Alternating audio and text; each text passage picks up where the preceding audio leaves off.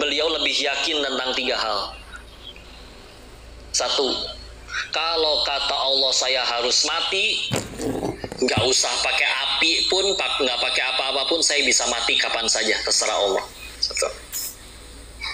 1. 2, kata Allah saya nggak boleh mati, mau api, mau gunung meletus, gempa bumi, tsunami, meteor jatuh, kata Allah nggak mati, nggak akan mati.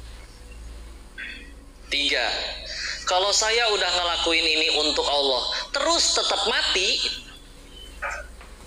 pasti Allah balas dengan sesuatu yang lebih baik. Beliau lebih yakin tentang 3 hal ini daripada yakin api itu panas.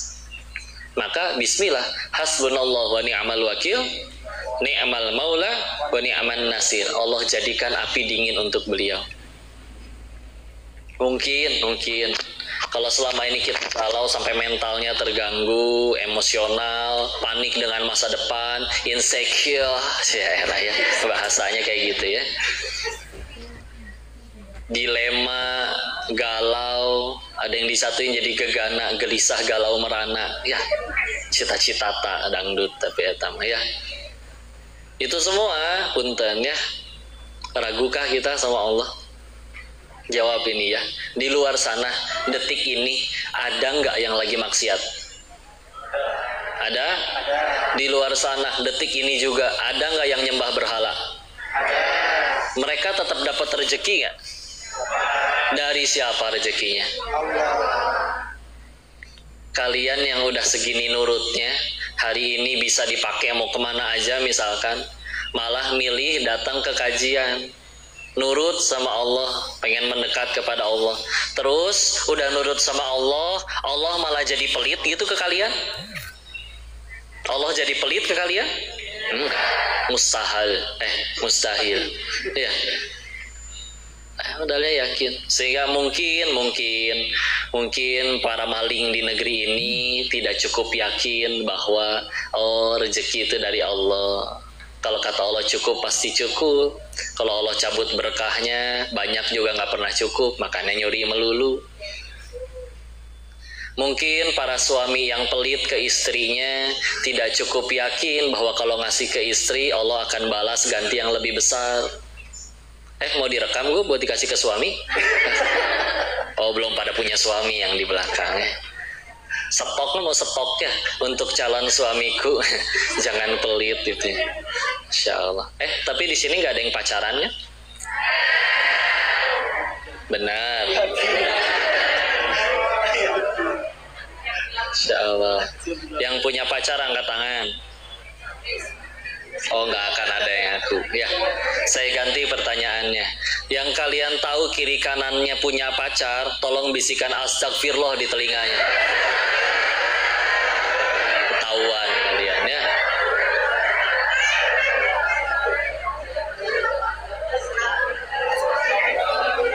Bismillah ya. Yang nentuin dia itu jadi jodoh kamu atau enggak, bukan dipacarin. Ya. Dan hati dia tidak dibulak-balikan dengan hadiah boneka, iPhone 15 Pro Max. Ya. Kok ada tuh yang dia dinikahin orang gara-gara dibeliin mobil. Ya udah biarin, kan kita nyari yang menggandeng tangan kita ke surganya Allah, bukan ke showroom mobil, betul? Tenang dulu. Kasihan ini jomblo meronta-ronta. Masya Allah. Ya, udah tenang. Jangan sibuk mencari, sibuklah menjadi. Ya, mau dikasih boneka, mau dikasih tanah, dikasih apapun itu, ya. Kalau Allah tidak bolak-balikan hatinya, enggak.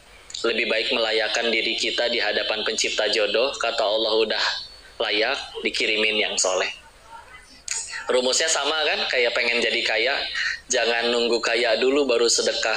Sedekah dulu nanti Allah jadikan kaya. Jangan nunggu ada imam yang soleh dulu baru jadi soleha. Jadi soleha dulu nanti Allah kirimkan yang soleh. Kadang orang suka bilang gini, kok semua cowok sama aja? Emang kamu nyarinya udah di mana aja? Di klub yang itu, di diskotik yang itu, di Bisa jadi pengen nyari ikan tapi nyarinya di kolam kepiting, pantesan nggak ketemu. Carinya di tempat yang soleh ya. Ya di pesantren, di rumah tahfiz ya. Udahlah, tenang aja. Ya, ini kita bahas yang para tadi ya, penyakit pacaran dulu ya, sedikit.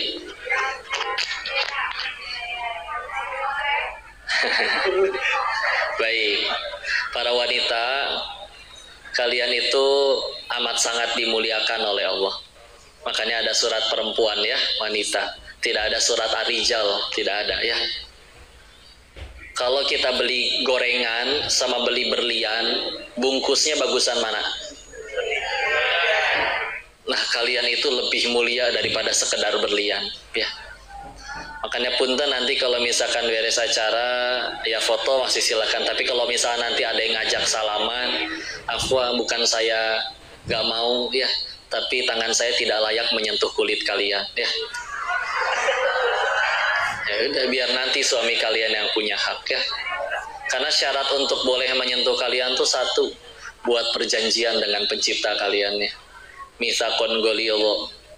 Kalau ternyata itu aja nggak berani, anaknya mulu yang dimodusin ya, berarti omong kosong ya. Maka hati-hati ya. Ini pada punya Instagram nggak? Punya? Misal suatu ketika Instagram kalian di DM oleh Song Joong Ki, gampang ya nyenengin aku tuh, gampang, tinggal dikasih khayalan mereka udah. Ini kan saya bilang misal ya.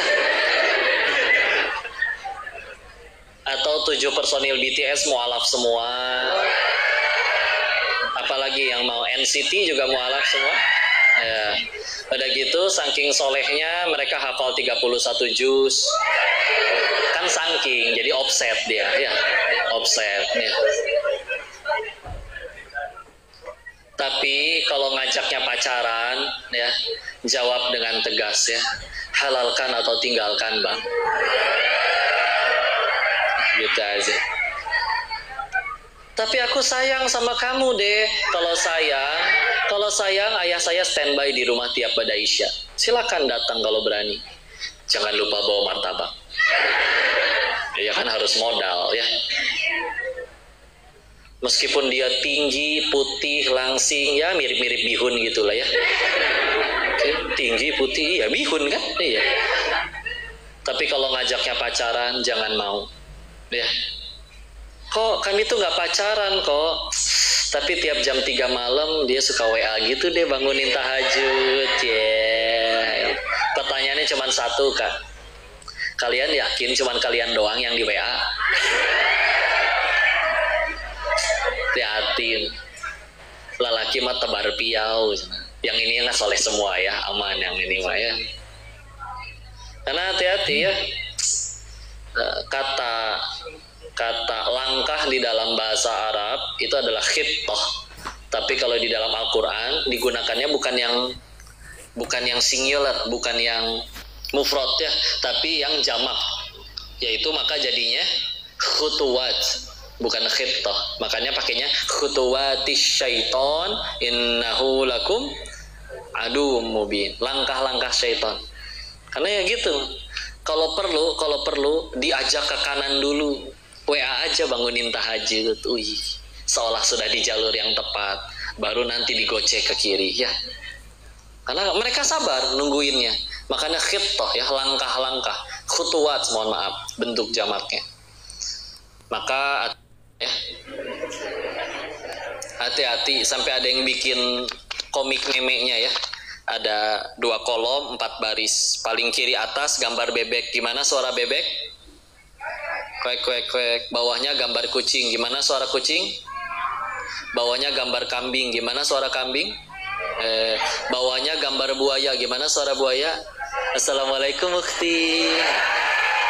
Gitu ya. Kebaca ya. Hati-hati ya. Udah ada template-nya mereka itu, sebagaimana ada SOP-nya. Habis itu mereka akan berkata, masih ada malam bagi kita untuk bertahajud. Ya, udah janganlah, halalkan atau tinggalkan. Kalau dia soleh asli, Dia nggak akan berani menghinakan makhluk yang dimuliakan oleh Tuhannya. Ya, kami nggak pacaran kok, tapi kalau pergi juga selalu ke pengajian. Diboncengnya juga diganjel pakai tas biar nggak kena-kena. Ya. Tapi begitu nyampe pengajian, pematerinya bicara tentang dilarang pacaran, laki-lakinya WA ke perempuan. Sabar sayang, ini ujian buat kita. Kurang ajar ya. Hati-hati lah ya. Makanya kalian kalau memang yakin tentang jodoh dari Allah, udah nggak usah dipacarin, kata Allah jadi ya, tenang aja, nggak usah ngasuh jodoh orang ya, tenang aja. Maka mumpung ini majelis ilmu sedang penuh oleh malaikat, mari kita doakan yang pacaran hari ini juga putus.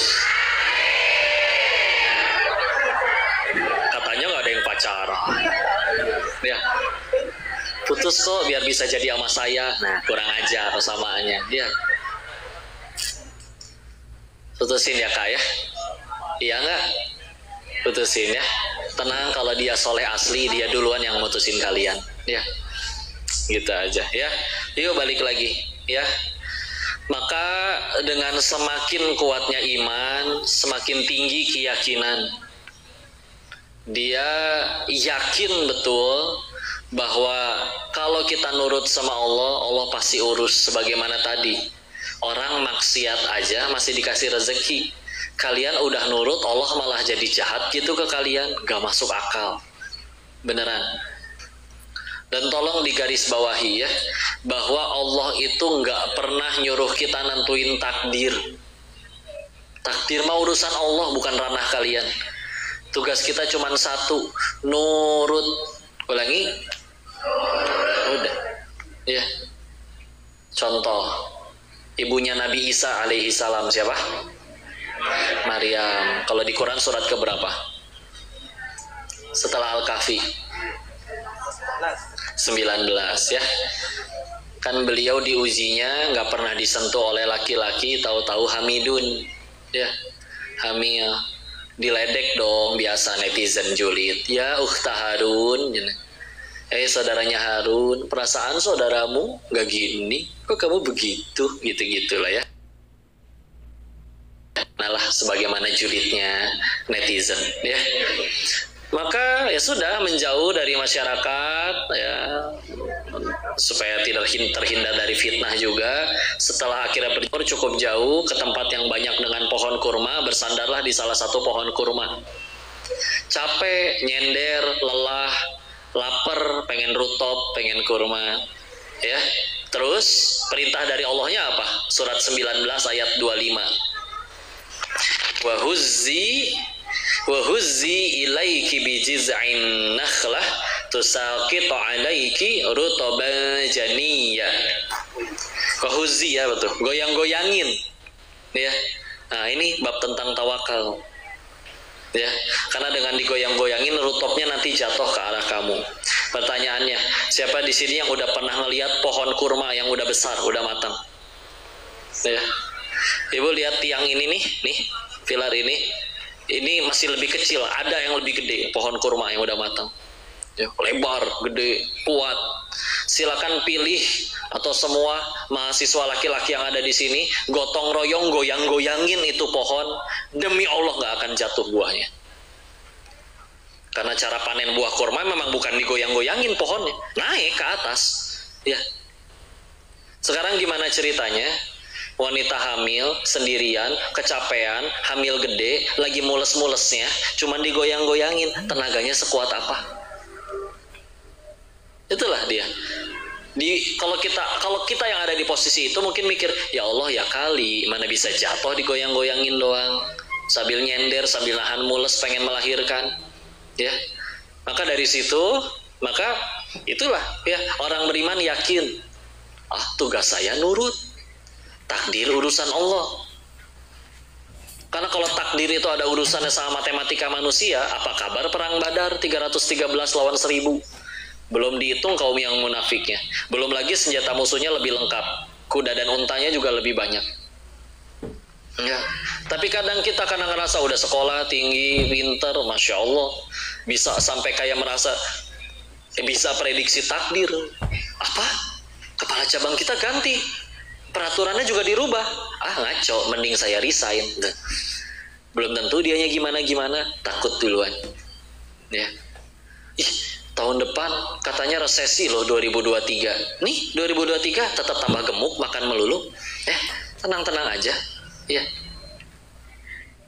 Sampai ada punten mohon maaf ya, jualan warung depan rumah. Tetangganya datang mobil kolbun, bak terbuka, masukin teh gelas, ciki-ciki, ya. Panik panggil suaminya, Pak, tetangga jangan-jangan mau buka warung. Gimana rezeki kita, Pak? Tetangganya buka warung juga belum, udah ketakutan. Ya. Lagian emang kenapa kalau dia juga buka warung, udah ada yang ngatur rezeki, Allah bakal ketiduran gitu sampai lupa bagian rezeki? Enggak. Kita teh panik apa? Coba sok. Kita gelisah mikirin apa? Masa depan, tahun depan, presiden gimana, siapa yang kepilih? Enggak, tenang ya. Belum tentu juga kita waktu umurnya nyampe buat nyoblos ya. 5 menit lagi juga nggak tahu. Ya. Tahun depan gimana nanti setelah lulus? Kata siapa ada umur sampai lulus? Ya. Gimana nanti calon saya, jodoh saya? Siapa masih ada umur sampai nikah? Misal, ya. Tapi dah kalau dipikir ujung-ujungnya sama ya. Kita bicara ujungnya dulu. Suka tidak suka, mau tidak mau, cepat atau lambat, sakit tidak sakit, tua tidak tua, tua atau muda, ujung-ujungnya harus mati. Dan di situ yang lebih penting, mati itu yang penting husnul khotimah. Matinya, kalau bicara husnul khotimah berarti bicaranya apa? Bicaranya mati bukan perkara mati karena apa, tapi mati sedang apa. Beda tidak? Mati karena apa dan mati sedang apa? Contoh, kok dia mati karena apa? Covid. Tapi sedang apa? Sedang sujud rakaat terakhir, aman, husnul khatimah. Ya. Kok dia mati di masjid? Keren amat. Tapi lagi ngapain? Lagi nyolong speaker, jatuh, ketimpa, ya. Nggak jadi keren. Ya. Penting. Tenang, takdir, bismillah. Allah yang urus. Takut sama apa? Rezeki, udah Allah tentuin. Tolong dicatat, saya, abangnya, kakaknya, bapak, ibu dilarang mati sebelum semua rezeki yang Allah janjikan untuk kita waktu masih di alam rahim kita terima semua, gak boleh mati. Kapan ditentuinnya? Kalau nanti lihat hadis Arba'in nomor 4 yang dari Abdullah ibnu Mas'ud. Jadi waktu kita 120 hari itu 4 bulan di dalam perut, Allah tiupkan ruh beserta ditentuin rezekinya. Ya. Maka udah terkapar di ranjang, nggak bisa sholat, nggak bisa kerja, kata Allah masih ada rezekinya, masuk tuh lewat infus. Ya. Terus kalau misalkan udah nyerah sama kehidupan, saya mau mati aja kok. Dia tiduran di rel kereta, keretanya pun lewat, masih nggak mati juga tuh orang. Karena keretanya lewat di rel yang sebelah ya, dia salah tiduran. Ya. Tengsin yang ada, malu, ada yang ngeliatnya ya. Nggak boleh. Ingat cerita orang yang jatuh dalam sumur? Dapat dari guru kami ya. Jadi ada bapak-bapak jatuh dalam sumur, minta tolong. Datanglah orang lewat, diturunin timba. Naik, ditarik, nanjak. Begitu nyampe atas, si bapak yang nolong lagi bawa susu, kasih minum dulu biar tenang. Setelah udah tenang ditanya, Bapak kenapa bisa jatuh, Pak? Cerita yang tadi jatuh. Nggak tahu ya, saya tadi cuma berdiri di sini nih, diperagain, jatuh lagi. Tapi jatuh yang kedua meninggal. Maka kata guru kami bilangnya begini, orang tadi yang mati di sumur masih punya rezeki 1 gelas susu lagi. Makanya udah nyampe tempat matinya itu kaci naik heula tuh ke atas, harus naik dulu. Begitu udah selesai semua rezekinya diterima, dijemput, baru boleh mati. Nggak akan ketuker. Kok mau dilicikin orang-orang? Nggak apa-apa. Kok saya gara-gara dilicikin benar-benar dipecat loh? Nggak apa-apa, daripada kehilangan iman. Lagian bisa jadi gara-gara itu bisa jadi ketemu jalan kerjaan yang lebih baik. Ingat ya, masalah itu tidak berbahaya. Yang jadi bahaya itu kalau salah menyikapi masalah. Contoh ya, Pandemi kemarin masalah nggak? Kawannya ayah saya usahanya bangkrut sebelum pandemi. Karena memang ada bisnis yang habis dimakan zaman ya. Sekarang handphone udah ada kameranya. Maka kamera-kamera zaman dulu tuh yang pakai klise tuh yang harus dicuci ya. Oh, udah nggak laku lagi sekarang ya. Terus udah mah bangkrut, semua dijual-jualin, asetnya tinggal 100 juta dari sekian banyak. Besoknya pandemi, lockdown, PSBB. Masalah gua? Masalah, tapi mindsetnya bagus. Fa inna ma'an usri yusra, inna ma'an usri yusra. Di balik kesulitan pasti ada kemudahan. Orang nambah kesulitan kok, saya tinggal sediain kebutuhan mereka, insya Allah bisa jadi jalan. Dia dorong semua modalnya jadi pengusaha masker pertama di kota Bogor. Maka nggak nyampe 6 bulan 100 jutanya udah berubah jadi 800 juta. Kalau dia pengen nyerah, memilih nyerah sama keadaan, apa? Bangkrut, besok pandemi, lockdown, mati aja lah, udahlah. Saya emang nggak bisa apa, emang takdirnya saya harus mati begini kali. Itu mental pecundang, ya. Juga bukan kepedean, bukan. Orang menjadi tenang itu karena dia tahu di belakangku ada Allah yang maha kaya. Lagi pula dizolimin kayak gimana pun, dijahatin, kelaparan kayak gimana, bismillah. Selagi masih ada Allah di hatiku, bismillah. Nggak ada yang rugi, nggak ada yang sia-sia. Dia tahu kepahitan ujungnya cuma 2. Kalau nggak gugurin dosa, ninggiin derajat, udah itu doang. Dan kita butuh itu, butuh dua-duanya buat ke surga, nggak rugi. Ya. Contoh yang lain, ada orang tinggalnya di dalam gang, rumahnya nggak dilewatin angkot, motor nggak punya, tapi tiap hari harus berangkat kerja. Masalah? Di tempat lain ada orang yang punya motor tapi nganggur. Masalah? Dipersatukanlah 2 orang bermasalah tersebut dalam satu aplikasi. Micet, bukan, ya. Ojek online, ya. Maka kalau si pendiri aplikasinya minimal untuk dunianya, dia lebih daripada orang-orang, wajar, beresin masalah orang soalnya. Kan salah satu cara paling gampang buat sukses itu gampang, nyari masalah. Ulangi, nyari masalahnya bukan budekan lagi nyebrang, itu nyari mati lebih tepat. Ya, nyari masalah yang positif. Kalian kalau pengen lulus harus bikin apa? Bikin masalah. Iya, bikin skripsi ya. Skripsi itu disuruh ngapain sih? Nyari masalah tuh. Nyari masalah yang bisa kamu selesaikan dengan ilmumu 7 semester kemarin. Kalau masalahnya aja gak ketemu, jangan harap bisa lulus ya. Yuk cari masalah. Masalah itu jadi jangan kehebatan. Bukankah runtutannya jelas?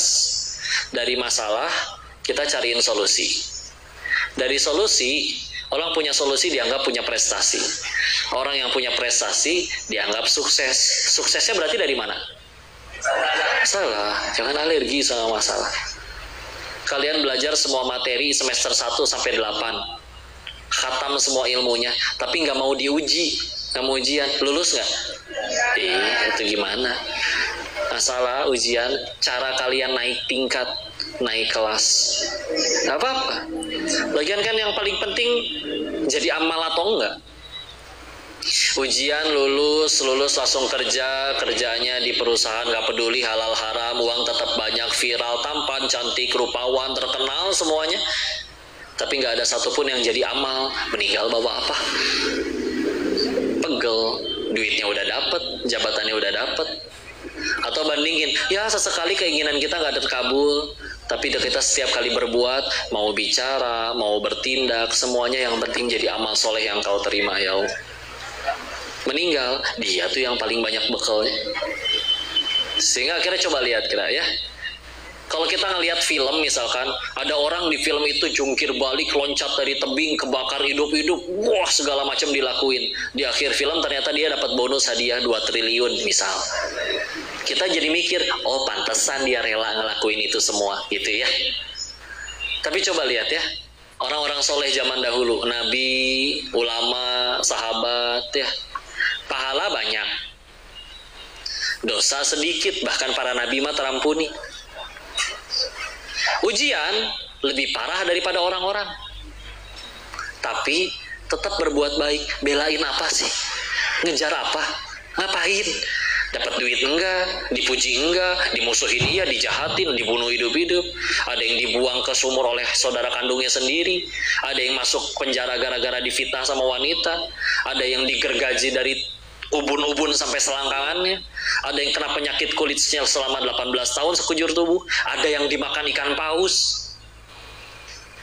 Tetap aja jadi baik. Belain apa? Sadar, yang paling penting jadi amal. Jadi dia silakan mau diapain aja, tenang jadinya. Ya, udah berbuat baik dia malah jahat, ya dia yang rugi. Masa dia yang jahat, saya yang dihukum sama Allah? Maco lah. Tapi kan aib kamu jadi dibuka sama dia. Dia cari-cari aib kamu. Orang nyari aib itu, coba lihat, lebih cinta daripada orang yang akunya cinta sama kita. Coba orang kalau lagi nyari aib kan luar biasa badan intelijen itu. Sampai begadang, gak makan, gak minum, gak tidur, dicari foto kalian di Facebook yang paling culun. Terus coba sampai besoknya kurang makan, kurang minum, tipes tuh dia besok. Yang akunya cinta ke kita aja gak segitunya tuh. Berarti dia tuh yang paling sayang sama kita. Anterin kue bolu lah untuk dia, hadiah. Kalian tahu di perusahaan selalu ada yang namanya akuntan. Tahu? Apa sih kerjaan akuntan? Cari kesalahan. Coba orang dibayar buat nyari kesalahan. Ini kalian ada orang yang suka rela pengen nyari kesalahan kalian. Ih, nikmat sekali, Insya Allah. Tapi dia ngucapinnya dihujat dengan cara penghinaan. Transfer pahala dong. Saya kan pengen ke surga, tapi amalan segitu-gitunya. Sholat lupa rokaat melulu, istighfar jarang, sedekah apa lagi?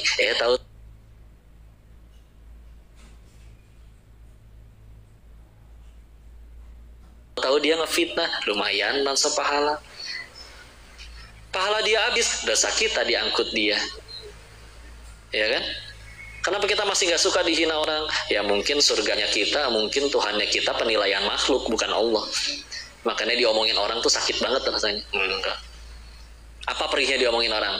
Saya katain ya, monyong kalian? Apa mulut kalian langsung mancung? Enggak kan? Malah mulut saya yang harus maju. Coba nyebut kata monyong tanpa majuin bibir. Monyong, susah, nggak bisa. Ya. Kak, Dek, manggilnya apa sih? Kalau ke anak perempuan di sini, Mbak, Neng, harus sudah. Adek, Dek, jawab Adek. Sekalian suka nggak dikasih uang 100 juta? Suka, tapi palsu. Nyadar nggak? Kadang kita juga suka loh yang palsu-palsu. Apa contohnya? Ketemu temen, terus dia berkata, Ibu, kok setiap hari tambah muda ya? Menurut ibu asli itu bu ucapan? Ya. Tolong jelasin nih, ini jurusannya banyak yang kesehatan ya. Tolong jelasin gimana caranya tambah muda setiap hari secara medis itu gimana ya? Tapi kita mah percaya kan? Pas lagi di toilet sendirian sambil ngaca, iya juga ya. Enggak, kerutan kalian tidak bisa berbohong. Mau pakai solasiban, selotim nggak bisa ya. Mana sekarang zaman boykot lagi kok, skincare saya diboykot. Bagaimana ini pori-pori saya? Demi Allah komedo kalian akan bersaksi di hadapan Allah ya. Berkah itu komedo ya. Ya Allah, saya rela mulai komedoan lagi. Yang penting gak mau dukung yang dukung si rewel. Ya, ya kan? Udah, tenang aja. Mereka mah bersimbah darah, kita mah paling cuman gak pakai skincare. Pakai wudhu aja lah, udah ya. Koko sendiri jadi brand ambassador Athena. Ya itu mah beda lagi ya. Ya kata Allah mau dipakein apa saja, tapi kalau misalkan kan ada orang bilang ya inner beauty cenah nah ya.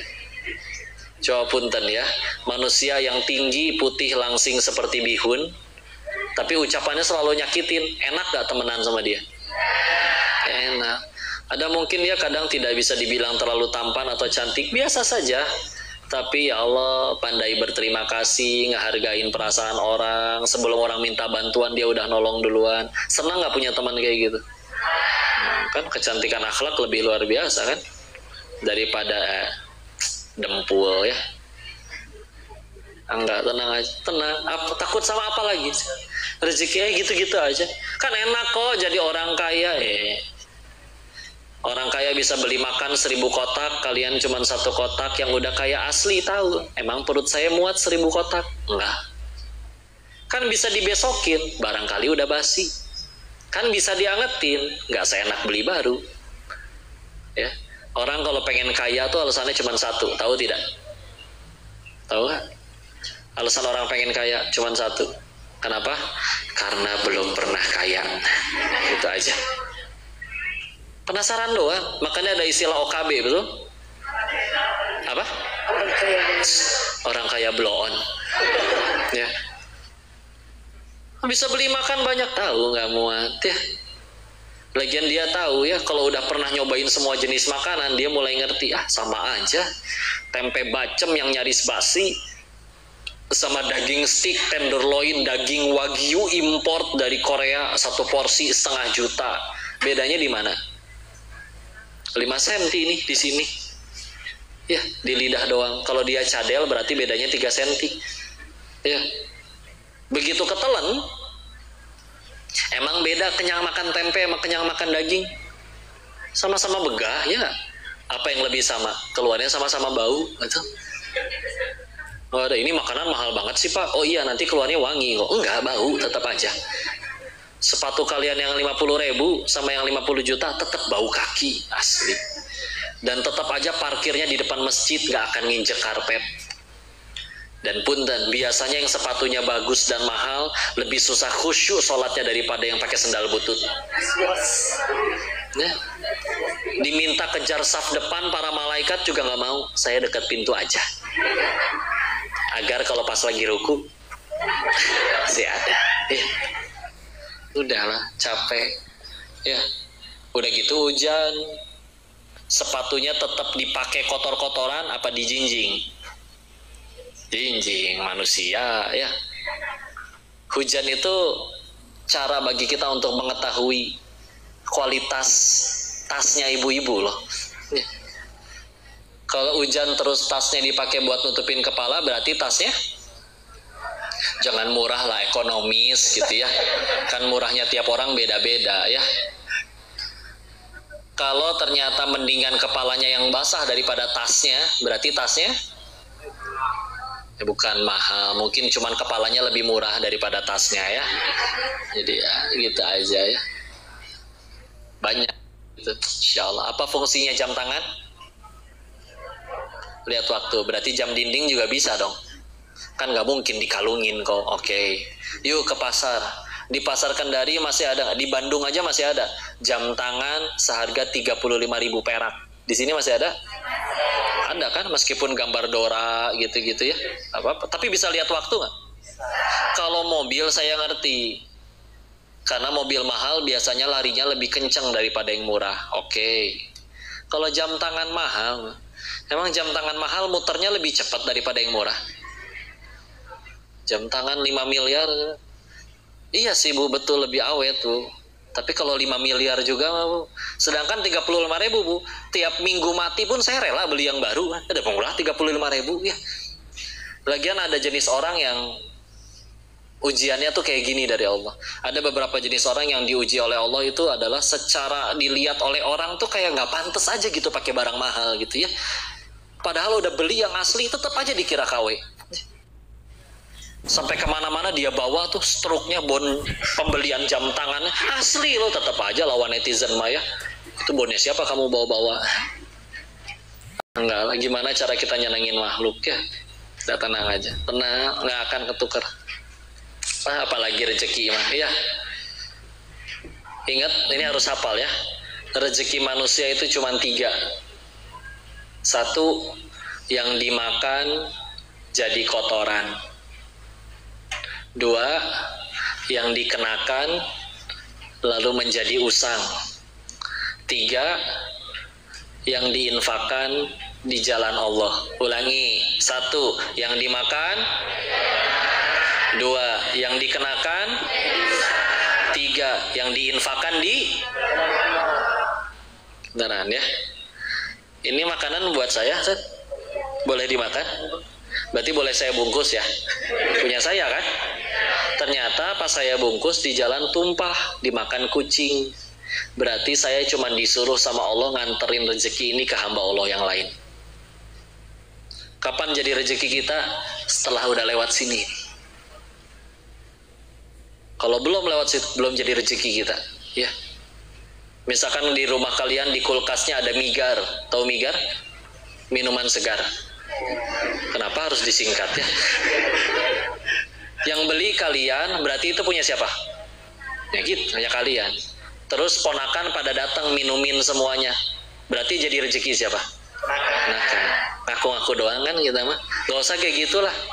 Silakan sekarang cek saldo masing-masing. Manusia tuh terbagi dua katanya. Ada manusia yang bahagia melihat buku tabungannya. Ada manusia yang bersedih melihat buku tabungannya. Kalian yang mana? Oh, yang sedih ya. Tenang. Lebih sedih daripada novel ya itu ya. Buku tabungan maksudnya ya. Balik masih balik lagi. Anggaplah di kalian ada saldo ya. Berapa terserah bayangin ya. Sebelum itu lewat tenggorokan sini belum jadi rezeki kita. Habis senang ngeliat ya Allah uang teh banyak, tahu-tahu dapat telepon dari anaknya. Ma, aku belajar nyetir nabrak. Apa, adek kamu nggak apa-apa deh? Aku nggak apa-apa ma, tapi aku harus gantiin. Berapa deh? 4 miliar ma. Hah? Kamu nabrak apa? BMW 7 ma. Milih-milih atau kalau nabrak teh deh. Gimana celaka bisa milih ya? Ternyata ada aja di rekening kita, tapi ternyata rezeki bengkel. Sebelum ketelen, belum jadi rezeki kita, Bu Asri. Ya. 1, 2, yang dikenakan lalu menjadi usang. Contoh, saya tahu ini salah satu ujian paling berat bagi kaum Hawa, yaitu diskon. Ya, ya Allah, diskon sel harusnya 500.000, ini cuma 100.000. Ih, lucu tuh gamis, masya Allah. Ah, bawa sholat dulu aja. Hati-hati ke bawah sholat itu nggak khusyuk itu ya. Allahu Akbar. Ya Allah, gamisnya lucu banget ih.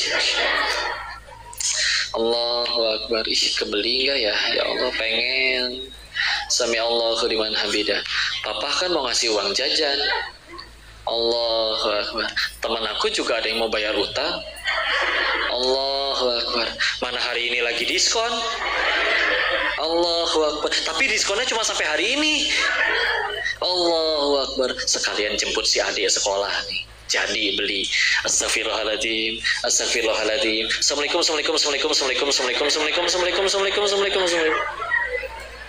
Agak beda ya. Coba, keterima nggak tuh sholatnya kayak gitu? Makanya biar khusyuk kita beli dulu kok. Bisaan ya.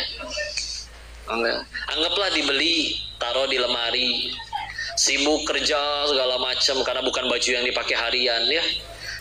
Tapi ngarep ada undangan tapi nggak diundang-undang ya. Kitanya juga nggak undang-undang ya.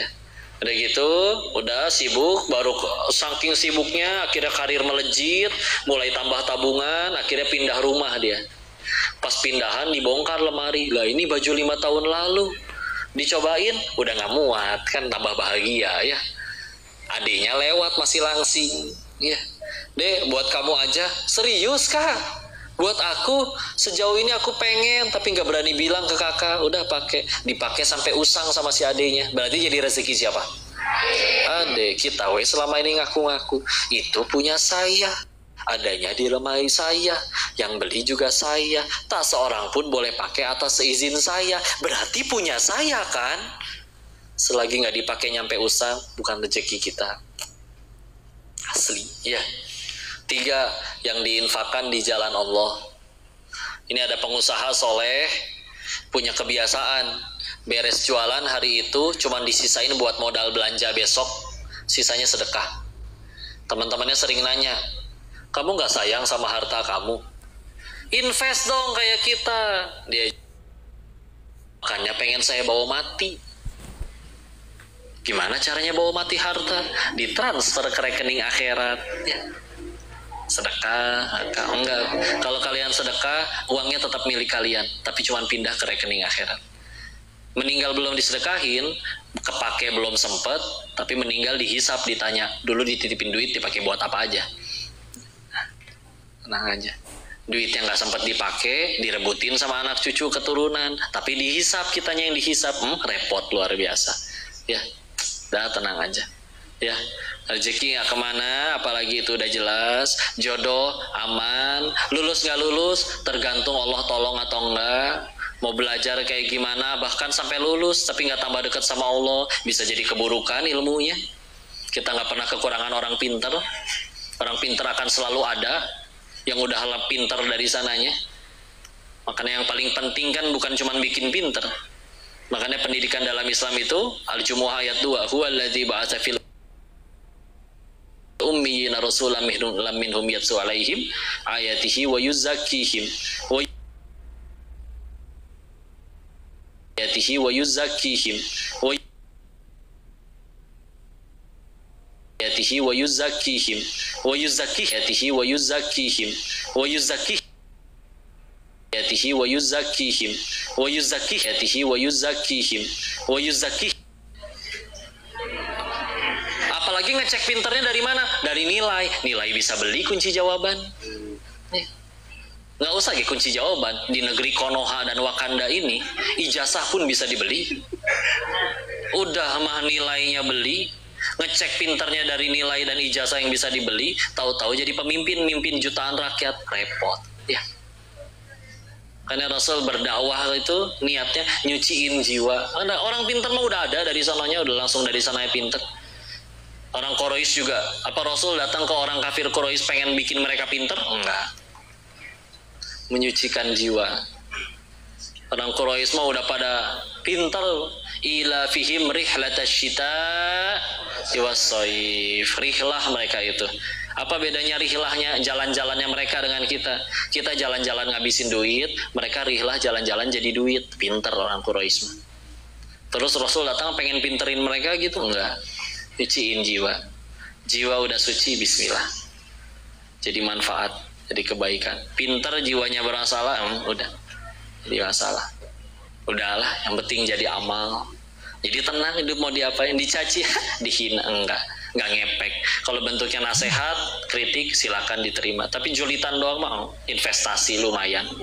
Tambahan pahala, ya.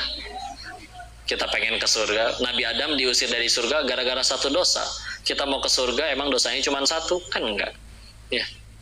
Makanya Allah tolong, tahu-tahu ada yang transfer pahala dengan memfitnah, mencaci, ya, biarin aja. Daripada satu dunia cinta tapi Allah benci, rugi. Coba lihat ya, kita kadang suka salah kaprah. Artis, aibnya kebuka, viral. Yang dipikirin apa coba? Endorsan hilang, follower kabur. Padahal yang lebih penting dari itu semua apa? Gimana caranya gara-gara kejadian ini aku jadi diampuni Allah? Karena anggaplah netizen kembali cinta, endorsan kembali banyak, tapi Allah belum ngampunin karena kita nggak tobat-tobat. Meninggal repot. Daripada misalkan, oke, netizen masih menghujat, tapi sudah tobat nasuha, bismillah. Wah saya, ya. Terus paksain diri kepada Allah, ya. Lagi malas ngaji, paksain. Malas sholat, paksain. Malas baca Quran, paksain baca Quran. Karena sekali lagi, lebih baik memaksakan diri ke surga daripada sukarela masuk neraka, ya. Nah, tenang aja. Ini mau apa habis ini? Tanya jawab atau foto-foto? Tanya jawab. Oke, berarti nggak ada foto-foto ya? Silakan. Yuk, ke foto. Pertama-tama saya ucapkan terima kasih atas kesempatan yang diberikan kepada saya. Perkenalkan, nama saya Lisa. Izin bertanya Ustaz, yang namanya iman pasti kan selalu berdoa dan artinya bisa kondisi mental dan emosional itu tidak stabil. Dan sekiranya langkah apa sih yang harus kita lakukan ketika kita berada di dalam kondisi di mana kondisi ini buat kita tertekan dan terkadang kita takut untuk mengambil keputusan. Baik, terima kasih. Masya Allah. Maka pertama, satu, jelas minta tolong dulu kepada Allah ya. Karena aslinya bukan kitanya yang hebat, tapi Allahnya yang nolong. Satu. Kalau pengen pun ada doanya, boleh doa. Ya muqallibal qulub, tsabbit qalbi ala dinik. Wahai yang maha membolak-balikan hati, teguhkan aku di atas agamamu ini. Atau boleh Ali Imran ayat 8, Rabbana la tuzigh qulubana ba'da idh hadaitana wa hab lana min ladunka rahmah innaka antal wahhab. Ya.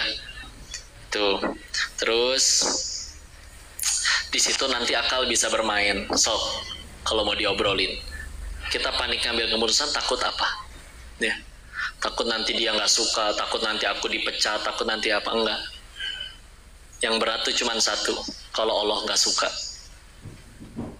Kalau dihadapkan kepada keputusan, aduh diajakin ini nih, dia ulang tahun, tapi di situ pasti nanti aku diajak minum lagi, aku kan udah hijrah dan yang lain-lain. Pilihannya yang Allah suka atau yang manusia suka.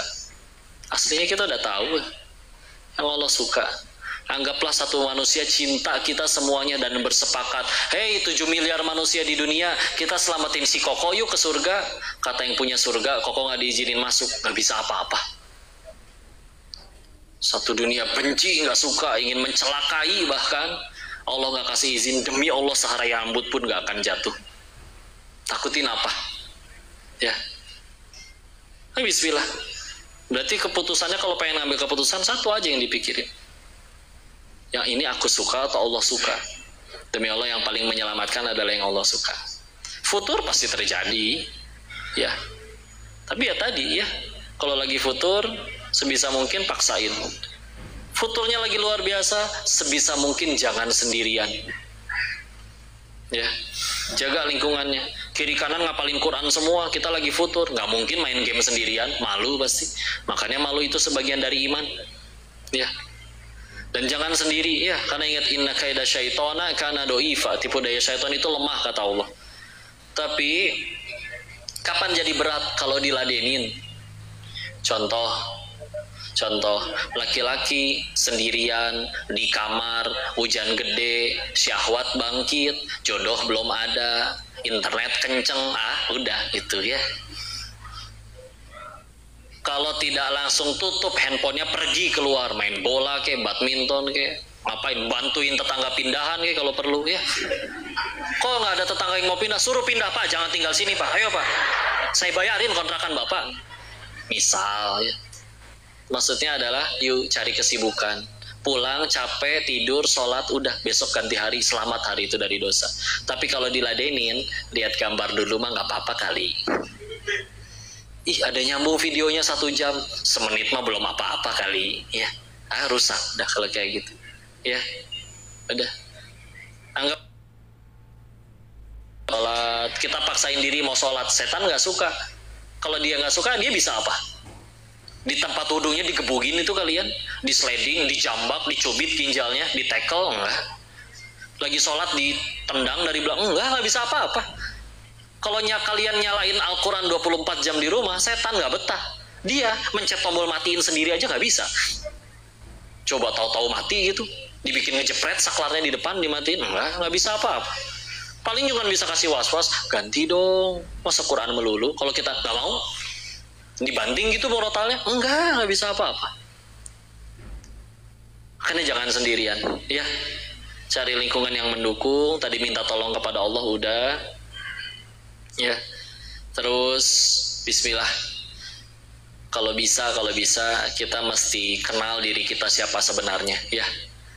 Nah, misalkan ya Allah, ingat dosa orang lain, sholat cuma 5 waktu, itu juga zuhurnya 2:30, asarnya 5:30, kadang subuhnya 8:30 baru bangun, sekalian duha ya.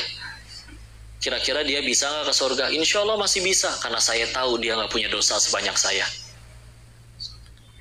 Kalau kita ingat dosa kita, ya Allah, misalkan ya Allah diri ini bisa dimatiin oleh Allah kapan aja waktu di Thailand, bukannya dibikin mati malah diizinin pulang, ketemu kalian yang soleh-soleha, ketemu para guru.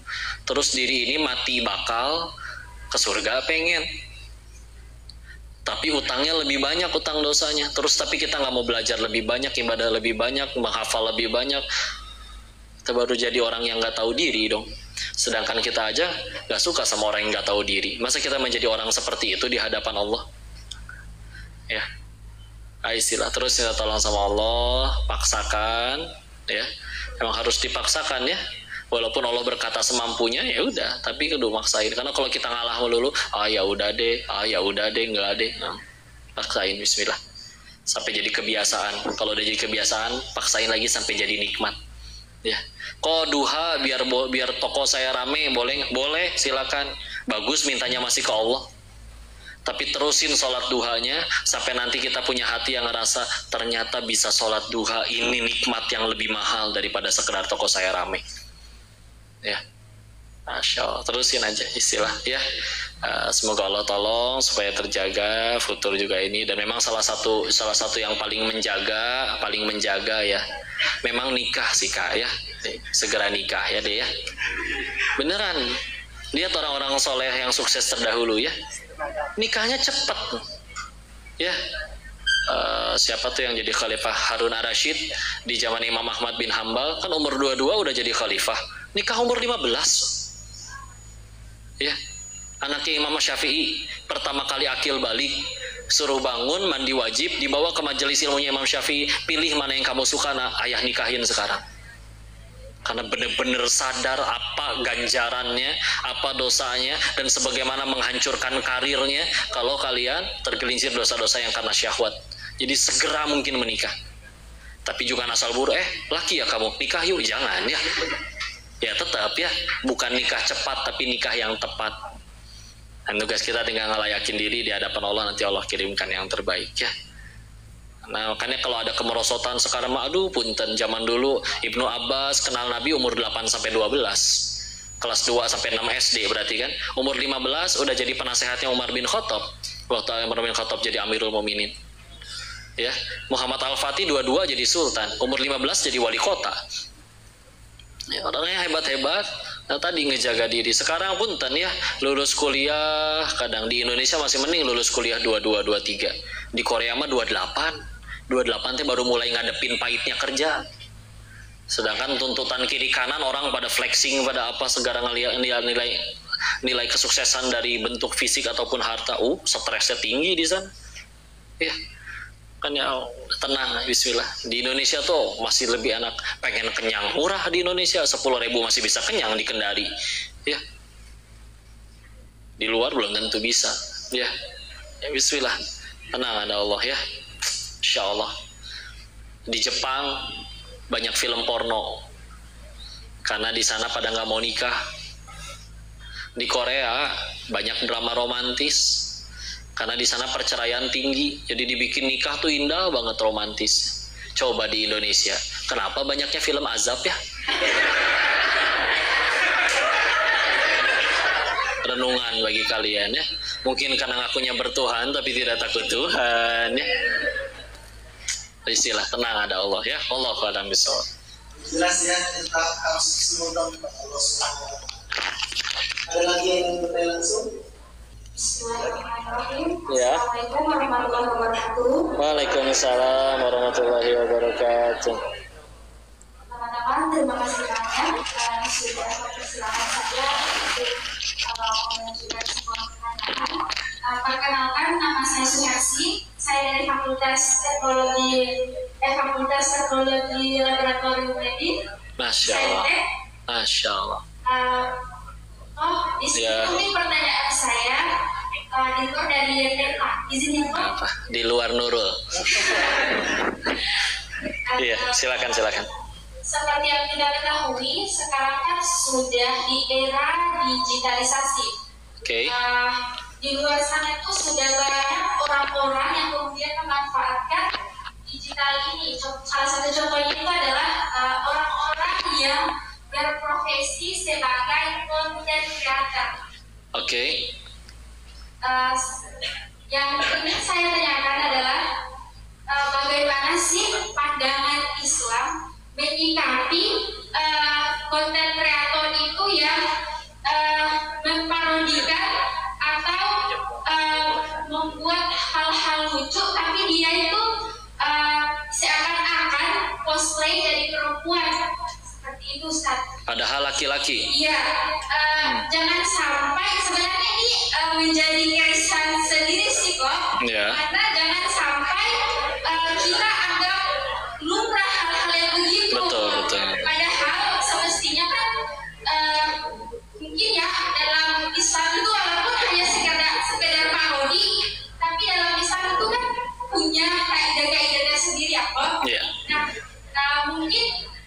saja isi pertanyaan dari saya. Lebih dari kurangnya mohon dimaafkan. Assalamualaikum warahmatullahi wabarakatuh. Waalaikumsalam warahmatullahi wabarakatuh. Insyaallah. Terima kasih. Makanya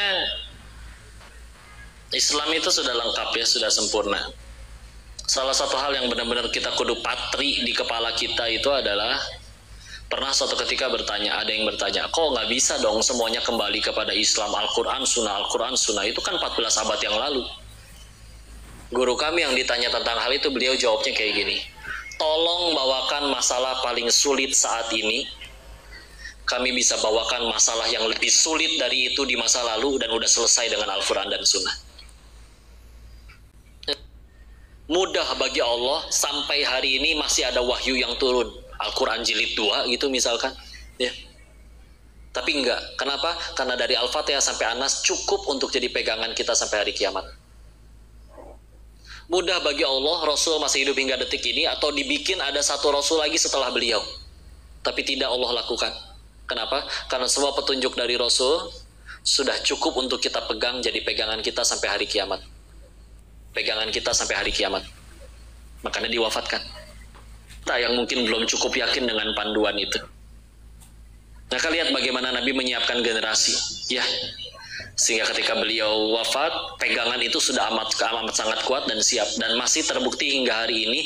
Barang siapa berpegang kepada dua hal tersebut, masih sanggup menjadikan dia orang-orang yang hebat dan berbeda. Meskipun dulunya bukan orang kaya, kecerdasannya tidak seperti IQ yang lebih tinggi orang-orang lain, enggak. Ya, kan dari situ ya sudah. Kita gimana cara kita ngelihat teknologi, nggak apa-apa. Di zaman Nabi juga dicontohkan kok, kalau bentuknya teknologi, alat, cara, metode boleh. Jangan di perang Khandaq itu kan digali parit di sekelilingnya. Itu idenya siapa? Orang Persia, Salman Al-Farisi, orang Persia kan jadinya. Ya. Menandakan silakan boleh pakai teknologi orang. Rasul menerima. Asal tidak bertentangan dengan Al-Quran dan Sunnah, aman, silakan. Ini teknologi sama kan, alat. Bisa jadi alat untuk menyebarkan kebaikan. Bahkan kalau misalkan punten ya, kok boykot tentang si rewel, masih pakai Instagram dan yang lain-lain. Punten, Instagram tuh alat. Kita di medan perang, nemu senjata di bawah, boleh nggak kita pakai buat berjuang? Boleh-boleh aja. Nah, kita di antara sekian banyak alat yang paling efektif untuk saling berperang pemikiran sejauh ini, ya memang masih itu. Dan kalau kita kabur, ya udah kita semua, yuk seluruh orang Islam berhenti pakai Instagram. Ya berarti media dikuasain mereka semua dong yang fitnah-fitnah. Karena alat. Silahkan kalau mau dipakai itu alatnya. Ya, yang penting tadi semuanya harus jadi jalan tambah dekat sama Allah kepada kebaikan. Silakan teknologi, ya. Dan kembalikan ke kaidah konten sebebas mungkin. Ingat kan kalau kaidahnya, kalau ada yang pernah belajar misalkan sampai ke usul fikih segala macam, kan disebutkan ya bahwa seluruh ibadah itu haram sampai ada perintahnya, ada dalilnya. Makanya ibadah tuh nggak boleh sembarangan, perlu dalil. Nggak bisa ngada-ngadain, aku mau sholat apa? Sholat minum air gitu. Jadi setiap aku mau minum air, sholat dulu. Ngada-ngada itu, ya nggak ada petunjuknya. Ya. Kamu sholat apa? Sholat baju baru. Jadi kalau dibeliin baju baru, aku pengen sholat. Enggak. Ya. Jadi nggak bisa kayak gitu. Maka ada tuntunannya. Sedangkan kalau untuk yang muamalah sehari-hari, semuanya boleh sampai ada larangannya. Nah, kalau tadi, oke, bikin konten semuanya boleh, tapi kan udah mentok tuh sama larangannya. Laki-laki menyerupai wanita atau sebaliknya. Oh, di Indonesia sih memang masih di fenomena. Di Thailand, oh itu luar biasa. Banyak yang hybrid, ya. Iya kan, tanya cewek cowok apa dua-duanya. Kalau orang Jawa bilang dia Laura, lanang ora, wadon ora. Ya. Tapi ya udahlah ya. Silakan ya. Pegang dua hal itu, kita sanggup mengarungi zaman kapanpun. Karena kan kita yang hilang tentang itunya ya. Dan segala macam contoh ya. Zaman makin canggih, pendidikan mulai ditinggalkan, ilmu orang sudah mulai tidak tertarik, sedangkan orang masih harus beranak pinak terus. Sedangkan di luar sana misalkan terus banyak orang menikah, tapi nikahnya nggak pakai ilmu, nggak pakai tujuan, cuman murni karena sama-sama tertarik secara fisik, nikah, anak, tahu-tahu mereka nggak tahu gimana cara didik anak, belajar Islam nggak pernah, padahal Islam punya ilmu tentang itu. Ya, udah gitu terus gimana ala anak mulai rewel, kasih YouTube. Jadi anak-anak kenalnya sama YouTube, gak kenal sama nabinya. Mending kalau ditontonnya yang kebaik-baik di YouTube-nya. Nah kita kehilangan panduannya, jadi bingung. Udah tadi bingung, mental sama emosional terganggu karena takut. Saya mesti gimana? Tapi kalau punya tuntunan, punya panduan, tenang kan? Ya, masuk ke dalam hutan, tapi dipandu sama peta yang akurat. Bahkan ada orang yang ngerti petanya. Saya nggak bawa bekal, tenang, depan ada warung. Saya nggak bawa magicom, tenang, nanti di sana ada yang bagi-bagi nasi. Saya nggak bawa air, tenang, nanti ketemu mata air jernih. Enak kan? Tapi karena kita nggak tahu, aduh nanti di usia segini saya gimana nasibnya, di usia segini nggak punya pegangan, jadi takut. Maka kembali ke pegangan itu, ya. Sehingga nanti apa pandangannya, ya sudah, pandangan Kokomo udah jelas, ya laki-laki jadi wanita nggak boleh, ya. Apalagi ya naudzubillah ya, laki-laki dengan laki-laki, mungkin dia lupa bahwa Allah menciptakan leluhur kita tuh Adam dan Hawa, bukan Adam dan Asep. Ya. Kita hasil perbedaan, betul? Iya. Kan dari situ ya udah bismillah. Ya. Sehingga kalau itu dipegang benar-benar, kita tertunjukkan nanti mesti gimana-gimananya. Tahu mana yang boleh, mana yang tidak. Dan tadi berkah, kalau kita sampai ngikutin apa yang ditunjukkan Allah, nggak cuman kita tertunjuk, tapi berkah. Kalau sudah berkah, itu dia yang jadi kebaikan. Lihat kalau berkahnya udah dicabut. Orang dicabut berkahnya tuh bukan nggak punya nominal ya. Karena lihat para maling negeri ini, uangnya banyak kan? Tapi nggak ada berkahnya, makanya nyuri terus. Udah gitu kepalang, aduh, udah kepalang banyak, udah kepalang sempat ngerasain banyak nyuri ini, sekarang aduh istri udah minta mobil baru, aduh selingkuhan udah diminta beli apartemen baru, aduh udah beliin lagi sekretaris baru mobil yang baru nih, aduh kalau nggak kalau misalkan nggak nyuri lagi gimana ini cicilan, udah ya. Masuk ke dalam lingkaran setan terus sudah. Udah istilah ya. Balik lagi kepada tuntunan itu, nanti Allah tunjukkan jalan. Wallahu a'lam bishawab. Waalaikumsalam warahmatullahi wabarakatuh. Izin bertanya Ustaz, saya mahasiswa dari Pasca Sarjana Fisika. Izin bertanya, saya ingin bertanya mengenai pendapat Ustaz yang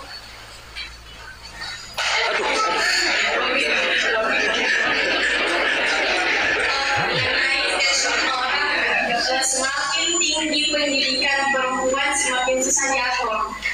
Nah, berhubung menjaga kesehatan, tema kita menjaga kesehatan mental dan emosional, saya ingin bertanya bagaimana perempuan bisa menjaga kesehatan mental dan emosional dari statement itu. Baik, istilah. Assalamualaikum warahmatullahi wabarakatuh. Waalaikumsalam warahmatullahi wabarakatuh. Baik, istilah ya. Maka pertama, hati kita kan itu kalau di dalam riwayat hadis sama Rasulullah SAW bersabda yang maknanya bahwa hatinya manusia itu kan ada di jari jemari Allah ya. Dan segala macam bentuk jari atau tangan yang kita bayangin itu semua jelas bukan tangan Allah ya, karena memang jangan dibayangkan Allah laisa kamitslihi syai', tidak ada yang serupa dengannya. Tapi maksudnya di situ ingin mengatakan bahwa ya hati kita itu berada genggaman tangan Allah, dibulak-balikan oleh Allah. Maka bagaimana kita bisa mendapat ketenangan kalau tidak dekat dengan Allah? Sedangkan Allah sendiri berfirman, ada bidzikrillahi tatma'innul qulub, surat 13 ayat 28. Hanya mengingat Allah, hanya dengan mengingat Allah maka hati menjadi tentram. Ya. Maka bagaimana tadi terkait kalau misalkan semakin tinggi pendidikan wanita semakin sulit diatur. Saya kurang sepakat ya. Karena Aisyah juga pintar luar biasa radhiyallahu anha. Tapi jadi istri yang baik juga untuk Nabi. Terlepas sifat bawaan wanitanya terkait sesekali pernah kesal sama Nabi, manusiawi, tapi selalu lebih banyak kebaikannya, belum lagi kecerdasannya. Kalian tahu Dari 67% seluruh total hadis yang ada, 67%-nya itu berasal dari 7 orang sahabat muda saja. 4 dari Mekah, 3 dari Madinah. Yang Mekah siapa saja? Pertama paling banyak Abu Hurairah 5.374 hadis sahih. Lalu Aisyah sekitar 2.000-an hadis sahih. Saya lihat Aisyah ini ya. Hadis Bukhari itu 7.000-an hadis. Dan kitab Sahih Bukhari adalah kitab paling sahih setelah Al-Quran. 2.000 hadisnya, lebih dari seperempatnya itu dari wanita, dari Aisyah radhiyallahu anha. Pinter nggak? Jelas, jenius luar biasa, belum tertandingi ya. Yang lain tadi ada Ibnu Umar, Ibnu Abbas, lalu yang dari Madinahnya ada Abu Sa'id Al-Khudri, Jabir ibn Abdillah, sama Anas bin Malik.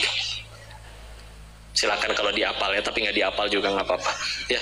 Tapi tadi ya pinter, sehingga akhirnya makanya balik lagi tadi, makin tinggi pendidikan, nggak akan jadi masalah kalau juga jiwanya yang terbersihkan, sehingga ilmunya semua jadi manfaat. Yang repot, kalaupun nanti ada yang wanita pendidikannya tinggi makin susah diatur, berarti mungkin yang nambah ilmunya tapi jiwanya tidak tambah bersih, makanya sulit untuk diatur.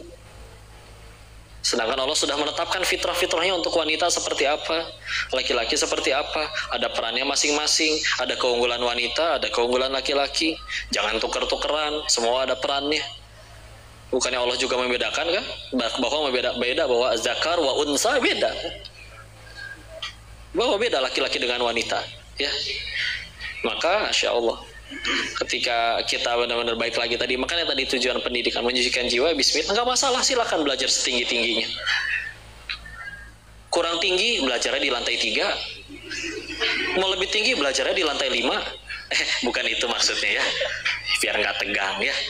Masya Allah, silakan. Saya tidak sepakat kalau makin tinggi. Nah tadi ya, karena seharusnya makin tinggi ilmu, bahkan bukti orang ngajinya udah benar, belajarnya udah benar adalah makin jadi kebaikan.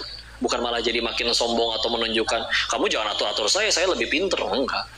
Salah satu bukti kecerdasan kan ya, terima kebenaran bukan pembenaran. Ya. Jadi menyikapinya tadi seperti itu ya. Dan silakan belajar setinggi-tingginya, karena justru memang kan kita dengan ilmu tadi jadi juga tenang kan. Contoh, aku nggak tahu nih kalau banyak minum misalkan apa nih, minuman bergula gitu ya. Kalau dia tahu ilmunya, oh gula itu nanti lama-lama bisa kena penyakit ini, dia jadi tahu mesti ngapain. Kurangi, jangan terlalu banyak gitu. Kan dengan ilmu juga jadi terjaga kan, sehingga dengan akhirnya dengan ilmu itu kita tahu mesti ngapain, kita tidak, sehingga dengan tahu mesti ngapain menghilangkan kegelisahan dan kepanikan, maka akan lebih terjaga nanti kesehatan mental dan emosionalnya, karena sudah tidak menghilangkan segala macam kecemasan. Jadi justru bagus ya. Kalau tadi katanya perlu ilmu untuk supaya bisa mencegah ini semua, tapi sedangkan katanya kalau misalkan ilmu makin tinggi, wanita susah diatur. Oh enggak, bisa sejalan kok. Ya, asal tadi ilmunya makin jadi manfaat, tujuannya juga tambah nyuciin jiwa, udah bismillah sejalan, mental aman, emosional aman, ilmunya jadi manfaat dan jadi kebaikan.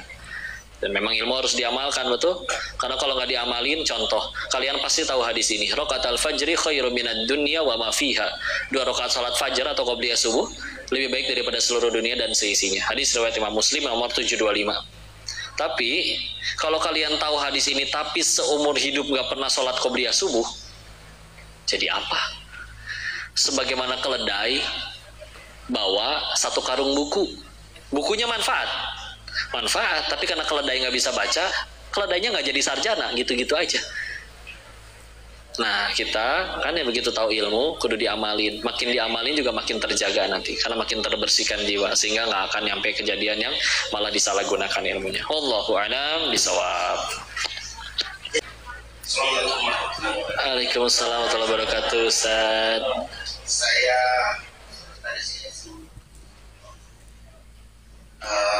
sebelum pertanyaan ini saya juga kasih nambah Ustaz belakang bahwa apakah pertanyaan saya karena sedikit ini itu bisa saya juga bisa. Karena pertanyaan ini saya sudah tanya di mana, termasuk di Google, bisa menggunakan jawabannya. nah, silakan. Kalau tidak tahu saya tinggal bilang tidak tahu. Bagi dan Bapak ini tapi saya ingin bahwa tidak ada satupun yang ada di jagat raya ini adalah tanpa sepengetahuan Allah. Tapi salah dalam surat Al-An'am Nah, pertanyaannya satu,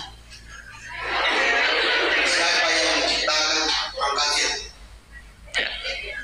Dua, kenapa Allah membiarkan orang kafir mensolimi orang muslim? Contohnya di Palestina, contohnya di Turki. Terima kasih. Assalamualaikum warahmatullahi wabarakatuh. Waalaikumsalam warahmatullahi wabarakatuh. Masya Allah. Istilah saya jawab sepengetahuan saya aja ya, Ustaz. Kalau ditanya siapa yang menciptakan siapa, tidak cuma orang kafir, semua yang menciptakan itu semuanya juga pasti sudah tahu. Allah yang nyiptain ya. Bahwa Allah yang menciptakan segala-galanya insya Allah sudah tahu. Terus kenapa Allah membiarkan orang kafir menzolimi orang-orang yang beriman, seperti misalkan di Palestina. Ini mungkin saya harus matiin live-nya dulu ya, karena kalau saya bahas Palestina suka langsung ditegur, jadi akunnya suka bisa langsung ditutup dan lain-lain. Licik sih mereka mah ya, giliran bicara kebenaran suka dihapus-hapusin kontennya, tapi bodoh amat ya, yang penting Allah tahu ini digunakan untuk apa lisannya. Makanya yang saya tahu kalaupun ada akhirnya kezoliman dihadapi oleh orang beriman, ternyata orang beriman yang di sana juga baik-baik aja. Dalam artian silakan. Karena balasan yang akan diberikan oleh orang beriman itu bukan sekedar akhirnya saya jadi nggak ada yang jahatin, saya nggak akan ada yang benci. Karena bagi mereka ganjarannya adalah sesuatu yang ada di sisi Allah. Pertanyaan ini kadang sejalan dengan seseorang yang kadang suka bertanya, kalau kenapa ada orang kafir yang tadi jahatin orang muslim, orang kafirnya malah yang Allah bikin kaya, yang sholatnya pada kesulitan, pada hancur-hancuran hidupnya, ya. Sehingga punten di sini ada salah fokus. Seolah-olah kita pengen ngukur suhu air di dalam gelas ini, tapi ngukur suhu pakai apa? Termometer. Terus kita ngukurnya malah pakai penggaris. Dapat nggak suhunya berapa? Nggak nyambung, ya. Terus kalau kita ngukur-ngukur ketaatan atau ketidaktaatan dengan sesuatu yang ukurannya dunia, dengan mereka jahatin orang Palestina, mereka nguasain tanahnya, mereka akhirnya dapat tanahnya dan akhirnya bisa tambah kaya, tambah besar, tambah berkuasa, silahkan. Karena ternyata kata nabinya sendiri, kalau bicara tentang dunia dan seluruh isinya, maka seperti ini. Pernah suatu ketika Rasul berjalan dengan para sahabat menemukan bangkai anak kambing cacat. Udah mah anak kambing gak ada dagingnya, cacat lagi. Udah gitu, udah jadi bangkai, bau. Diangkat sama Nabi, siapa yang mau? Sahabat ngejawab, itu hidup juga kami gak mau, wahai Rasul. Terus, kata Nabinya malah kayak gini, ketahuilah di hadapan Tuhan kalian, dunia dan seluruh isinya tidak lebih berarti daripada anak kambing cacat ini.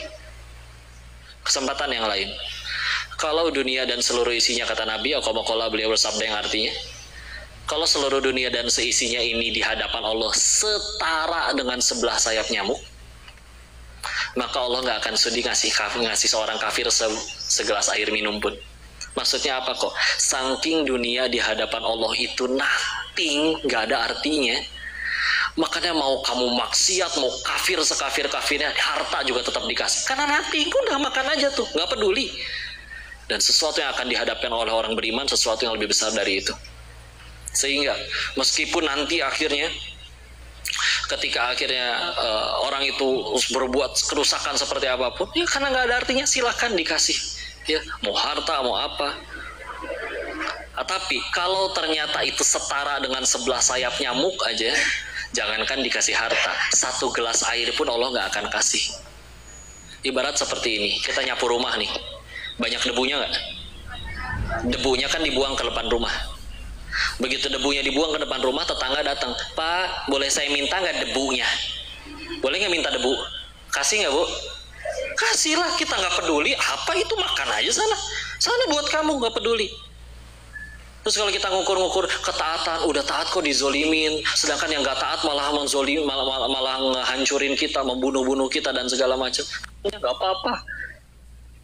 Punten ya, mereka bilang kita yang kasihan. Mereka bilang kita kasihan ke mereka karena masih kecil udah terbunuh. Aslinya mereka dari kecil udah pada hafal Quran. Mungkin Allah terlampau sayang, udah cepet pulang lama di dunia sebelum akil balik dan punya dosa. surga terjamin. Bisa jadi sekarang mereka di alam barzah lagi ngeliatin, itu si Denis ngapainnya di Indonesia, umur panjang tapi nggak jadi pahala, malah cuma nambahin dosa. Ih, rugi hidup lama-lama jadi dosa. Anda sadar yang ada di sisi Allah bukan itu semua nanti. Sungguh aneh, ibarat kita lomba hadiahnya 2, 1 rumah, 1 pensil patah. Begitu ada juara, silakan dapat hadiah utama rumah. Gak mau, boleh nggak pensil patah aja? Ih, ngaco kamu, bagusan rumah. Gak mau, sukanya pensil patah. Sama kayak, aku udah sholat, udah ibadah, dan paling banyak ibadahnya. Terus dia malah milih, gak mau surga, boleh nggak toko saya rame aja ya Allah? Boleh nggak gaji saya naik aja ya Allah? Kan lucu. Sehingga akhirnya mau mereka zolim kayak enggak, silakan. Kenapa? Enggak ada artinya. Kalaupun lebih ada artinya, tadi makanya kenapa saya pakai contohnya debu. Guru Dahadi saya bilang, kenapa Allah pakainya sayap nyamuk bukan debu? Karena debu dikumpul 1 truk, masih bisa dijual sama toko bangunan, ada harganya. Tapi coba sayap nyamuk dikumpulin 1 truk, mau jadi apa? Nggak kepake kan? Nah, dunia lebih nggak ada harganya daripada sayap nyamuk 1 truk, 1 bahkan. Makanya kamu mau sehancur apapun hidup tuh, makan tuh harta, silakan. Ya, zolim, silakan jahatin aja. Yang kamu bunuh malah dapat kebaikan kok. Malah gara-gara kamu bunuh jadi syahid dan husnul khotimah. Daripada kamu hidup panjang tapi nggak jadi kebaikan, sana zolim sezolim-zolimnya. Karena dalam Islam yang rugi bukan yang dizolimi, tapi yang menzolimi. Wallahu a'lam bishawab. Mudah-mudahan bisa menjawab pertanyaannya ya.